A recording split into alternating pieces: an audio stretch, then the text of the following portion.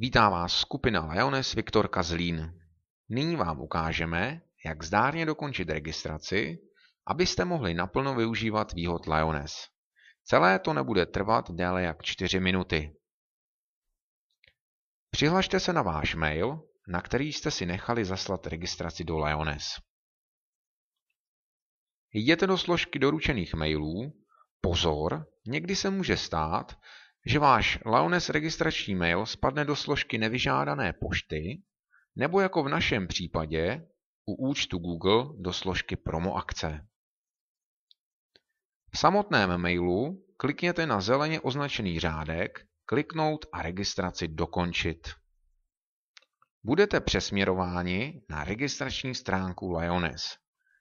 Zde jednoduše vyplňte své údaje, ale pozor si dejte u čísla mobilního telefonu, které je třeba zadávat v následujícím tvaru.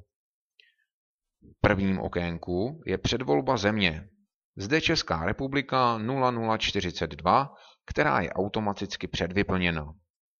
Do druhého okénka vyplňte první 3 číslice vašeho telefonního čísla, například 603 777 a tak dále.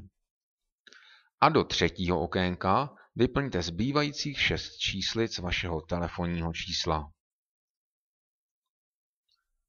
Dále pokračujte zadáním vaší adresy a na závěr opište znaky bezpečnostního kódu.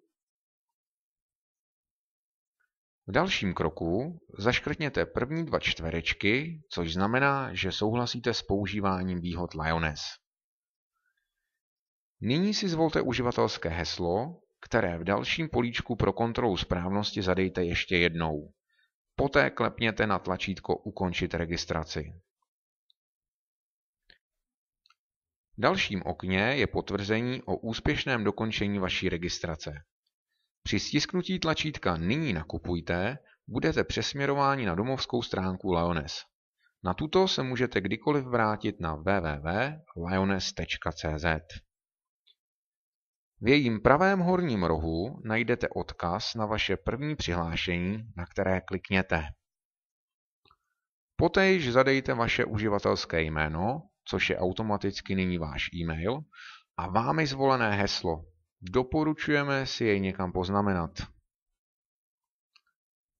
Nyní je třeba ještě odsouhlasit ze zákona nutný souhlas se zpracováním osobních údajů a stisknout Akceptovat. Vaše data se úspěšně uloží a nyní již nic nebrání tomu, abyste začali naplno využívat výhod a slev nákupního společenství Lioness.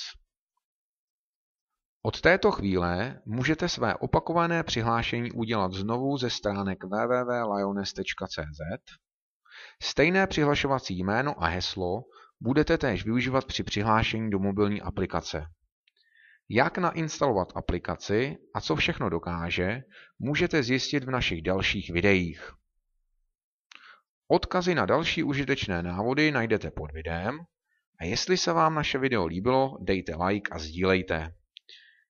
Tímto si vás dovolujeme vřele přivítat a v případě jakýchkoliv dotazů nás můžete kontaktovat na www.lionessviktorka@gmail.com.